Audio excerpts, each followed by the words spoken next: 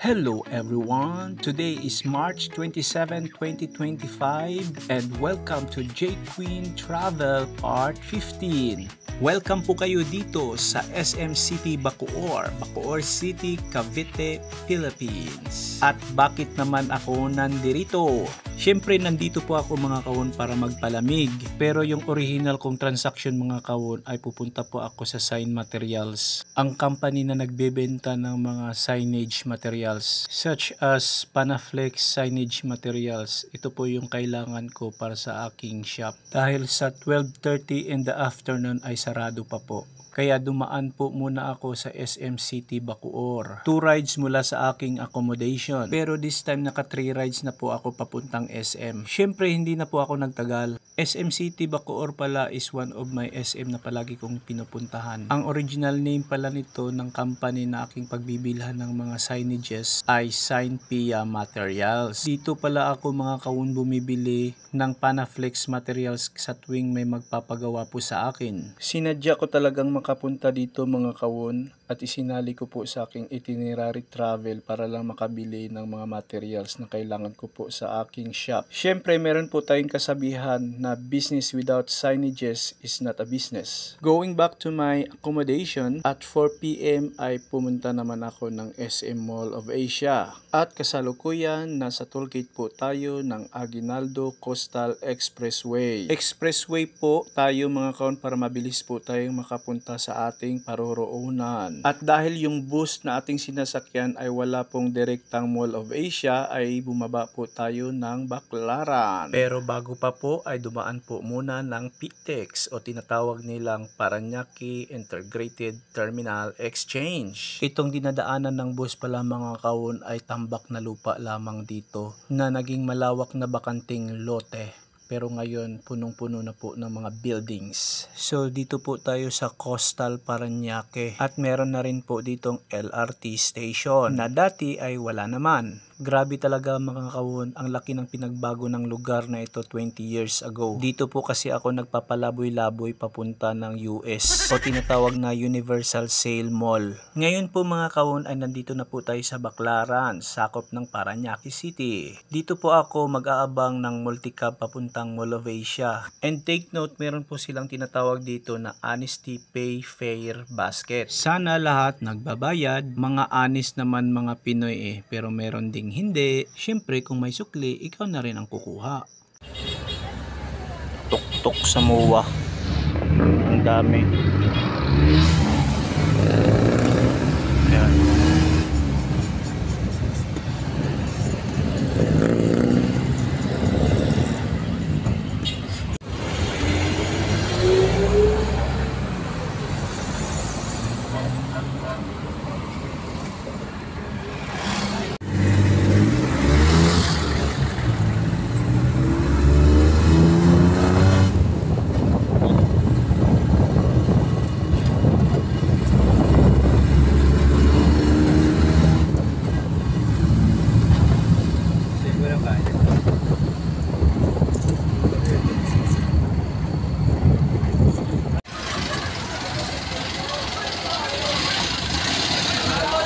Yung mga nakikita nyo pong sasakyan mga kaon ay terminal po yan dito sa harap ng MOA. Dito po ako sa Mall of Asia mga kaon at hinihintay ko lang ang aking kasama patungong Okada, Manila. At syempre dito na rin po ako nag-abang ng aking Grab car service. From Mall of Asia, sakay ng Grab service ay pupunta po tayo ng Okada, Manila. This is my first time pala mga kawon pumunta dito. Dream come true na rin po ito sa akin mga kawon dahil curious po ako kung ano po ang meron dito sa Okada. And this place pala po mga kawon is part of Parañaque City. Dati pong dagat po dito yan mga kawon at tinambakan po kaya nagkaroon po ng mga bakanting lote. Ngayon ay isa ng city. And as you can see, we are approaching Okada, Manila. Malapit na po tayong makarating mga kawon at excited na po ako. Everyone is welcome to Okada, Manila. Hindi lang mga mayayaman ang pwede dito, kundi mga pobre din. Basta marunong ka lang pumorma ng konti. Katulad ko, pobre pero hindi halatang pobre. Akala naman ng iba mayaman pero kunwaring mayaman lang. Pobre po talaga. Just giving you an idea mga kawon, lahat po ay pwede po dito. Pwede ka maging VIP pero sa VIP entrance ka lamang. Ang tanong mga kawon, ano po meron dito sa Okada, Manila? Kaya mahalagang bagay po ito para makita nyo po kung ano ang meron dito. Pinagbigyan niya rin ng pera based po sa statement ng suspect VIP entrance yan. Yan na. Okay. Welcome to Okada, Manila. Ay, taga-video na ako, pre. O, pre, video mo ako, pre. Continuous yan, pre.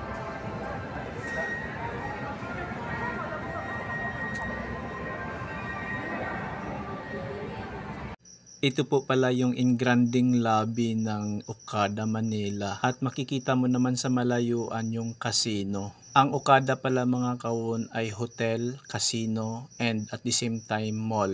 At itutur ko lang po kayo ng konti sa kanilang hallway. Makikita nyo po mga kawon yung hallway nila ay talagang modernized po talaga yung mga muebles. At isa po dito sa nakakamangha ay yung kanilang mga chandelier. At halatang hindi rin tinipid yung mga ilaw dito. Okada. Ha?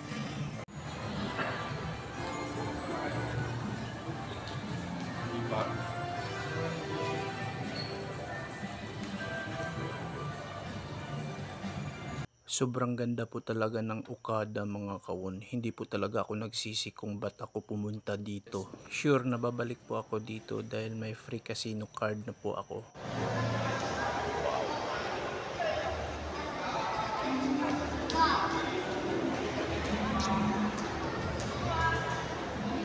Kuha ka na rin ng card mo, ma.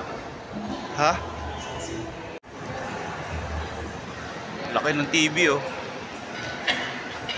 Dito naman sa side na to mga kawon ay ang mga kainan po dito. Meron po sila ditong fine dining restaurants at mga fast foods. Kaya malaya kang pumili kung gusto mong mapamahal o gusto mong mapamura. Hindi pala ako makakapunta dito mga kawon kung hindi dahil sa kaibigan ko. Kaya nagpasama po talaga ako. Dahil kung ako lang ay wala po talaga akong idea. This time naman mga kawon ay inaabangan po namin kung meron pong fountain exhibition. Dahil magpapas 7 PM na po ay wala pa rin. Pero thanks God dahil meron pong fountain exhibit. Kaya when you come at Okada, Manila, don't miss the fountain. Hali po kayo mga kawon, sabay-sabay po nating pagmasdan ang fountain ng Okada, Manila. And surely you will love this scenery. Hawak mo na.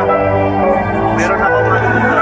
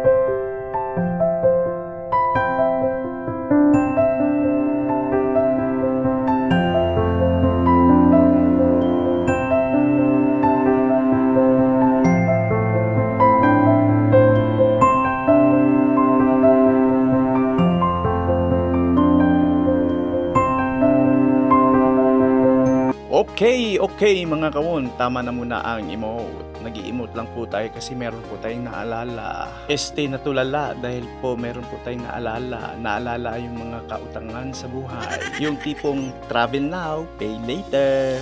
Kaya advice ko sa inyo mga kawon, be sure kapag mag-travel kayo ay meron po kayong pera para hindi po tayo ma-stress sa ating pagdating mula sa biyahe. Once again, silayan po natin ang beautiful fountain ng Okada, Manila. Nothing but my aching soul. I know you will, I know you will, I know that you will. Kaya kung nais nyong pumunta ng Maynila, don't miss out Okada, Manila. Isalin nyo na sa inyong travel itinerary at di kayo magsisisi.